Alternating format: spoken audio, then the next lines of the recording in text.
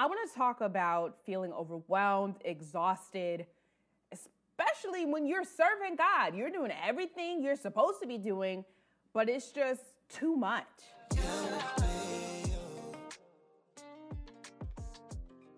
Welcome to the UVU podcast. It's a place, a community where we encourage you to be the you that God created you to be. And I'm your host, Janae Bowens.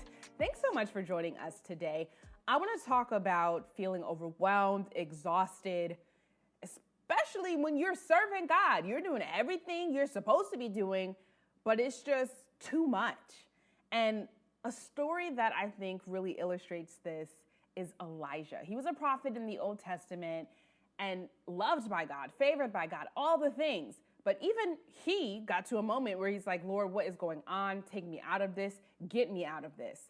And so my hope for you is by the end of this episode, you realize, you understand that God is just cooking in the background. Matthew 11:28-30. Come to me, all who are weary and burdened, and I will give you rest. Take my yoke upon you and learn from me, for I am gentle and humble in heart, and you will find rest for your souls. For my yoke is easy and my burden is light. Okay, y'all. Point number one, be honest with God. You got to be honest with God. So a little background about Elijah. You know, he's trying to get the folks to act right. They're not acting right. They love Baal. They love their false gods. So he's having this competition, right? And basically the prophets of Baal get embarrassed and their God does not show up for them. Duh, because there's only one true living God, okay? And so after that happens, Elijah, his altar was lit on fire by the one and true living God. The Israelites were like, okay, Elijah's God, that's the one and true living God. So then Elijah calls for all of the prophets of Baal, this false god, to be eliminated. And as a result of that, Queen Jezebel is now chasing Elijah and wants Elijah killed. So then we find Elijah in the wilderness. And you know what he does, y'all? He asks the Lord to take his life. He is overwhelmed. He is just burdened by this. He's like, what is going on? Lord, I showed them that you were the one true and living God. And it's like, they don't care. They want to kill me, you know? And he's just like, take me away. And what I think is really interesting, there's a parallel to Jesus here. When Jesus was overwhelmed, what did he say? He said, Father, take this cup from me. So what does that teach us? Y'all, we have to be honest with God. We got to be honest with him, y'all. It says come to him when we are weary and burdened. Not to our moms, not to our friends, not to our bosses, not to our coworkers. We got to go to him. There was a time not too long ago, I was so overwhelmed with what was going on in my life. I broke my windshield. I threw my phone and I broke my windshield. And looking back on it, I realized the thing that I was so upset about, I had not given God complete access to my life. I had not given God complete access to that area. I had a way I wanted it to go. I had a way I wanted it to look, and it was not coming through the way I wanted it to. So my anger just boiled over. And the Bible says, come to me, all those who are weary and burdened. I didn't go to him. I went to myself. And look where it got me, right? With a broken windshield. Now, if you can relate to this story, please go to therapy, which I did. I am better. I don't break things anymore. But I also know that I have to go to my Father.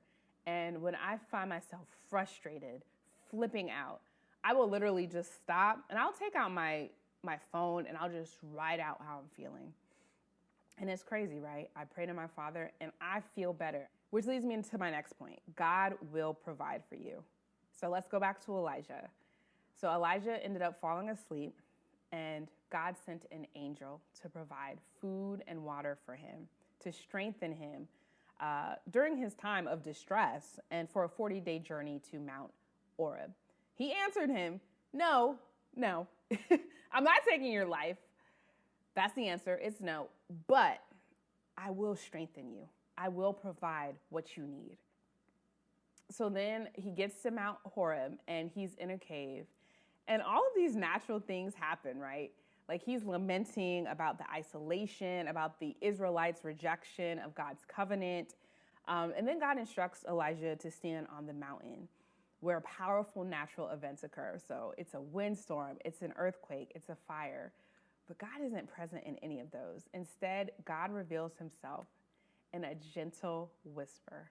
I love that, y'all. We got to be listening. We got to be listening. God is speaking to us. And sometimes we want the big pizzazz. Sometimes he's speaking to us in such a gentle way. So we've got to be sensitive to his spirit and attentive to what he's saying and what he's doing. And so again, Elijah repeats his concerns again, being honest with God. And what does God do? He gives him an answer. He gives him a mission. He tells him who to anoint for king over Aram and king over Israel. But not only that, he tells him who his successor will be. It's Elisha. That is his prophetic successor. Number one, be honest with your father. Cry out to him. Let him know what's going on. He cannot heal what you don't reveal. And number two, just know he's going to answer you. He's going to provide for you. And as we see with Elijah, God also gave him those next steps. So this reminds me of when I first got out of college. I had a decent GPA. I should have been cum laude, but I'm sure in another episode we'll talk about my college experience, how I was a little distracted. And had all these great internships. I was at NBC Nightly News with Brian Williams in New York City, NBC Connecticut. I was at WFMY in Greensboro, North Carolina. I mean, your girl had it going on, like for real. And, I was in student media a little bit, probably should have done a little bit more. But nobody would hire me. Nobody would hire me. I applied to over 100 jobs, y'all. 100 reporter jobs. 100, right? And I could not get one. I couldn't get one. And I remember my mom was like, okay, Janae, you know this news director from Wilmington. You met him while you were a student. Why don't you just reach out to him and ask him why you didn't get this position and if there's anything else? So I reached out to him and he gave me a producer job. And he said, listen, if you come here, I will make sure that you get on the air. And that was God. That was God that used him. That was God that provided. I got there, I produced, and then I ended up getting on air consistently doing assignment 3 months after moving there. And then 3 months after that, I was a producer / reporter. And so God will provide, right? He will provide. It may not come how you want it. It may not come when you want it, but one thing I know for sure, he will provide. He will answer you. I believe the Lord was just after my endurance during that time and just showing me who he is in my life, that he sees me, and that he has a plan. And that leads me to the third point. There is more than what you can see. There is so much more than what you can see. God is Alpha and Omega. He's the beginning and the end. He knows what's going to happen, whereas we can just see what's right in front of us, right? And what I love about Elisha, God reassured Elijah that there were 7,000 in Israel that have remained faithful to God, that did not bow down to Baal. He didn't know that, right? He thought he was alone. He thought he was the only one serving the Lord. He thought that everyone had rejected him, but he couldn't see what was really happening. There were 7,000 that had remained faithful, 7,000 in Israel that did not bow down to Baal. He was not alone. This story specifically of just God's provision, his encouragement, and the assurance that Elijah is not alone in his faithfulness, which reminds me of another story, right? I've talked about this several times on the podcast, but honestly, how I met my husband is just a testimony that I hold on to, because I was stressed, y'all. I was like, it's not happening when I wanted to. What's wrong? I tried to make it happen. That was a disaster. until I cried out to God. I did, y'all. And I was just like, okay, Lord, I surrender my love life to you. I surrender my love life to you. And as God does, he provided and he answered. And there was way more that I could see. I didn't know that I was in Columbia, South Carolina for a specific reason, that I went to the church that I went to for a specific reason. There was just way more than I could see. And started talking to this guy, took me on a date, and been with him ever since. He was my husband. I didn't know that when I went and tried to make someone my husband who wasn't my husband. I didn't know that God was doing something in the background, that he was cooking something up, that there was more than what I could see. I pray this encouraged you. If you are going through a tough time, run to your Father. Run to him. He can handle it. He wants it. You don't have to be perfect. You don't have to be all buttoned up.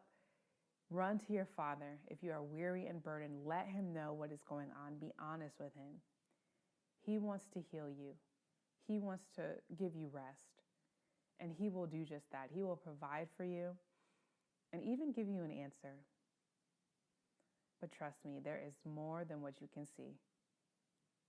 It's more than what you can see. I love y'all so much. I hope this encouraged you. If it did, feel free to share it with somebody who you think could benefit from it. Please like, comment, subscribe, all the things.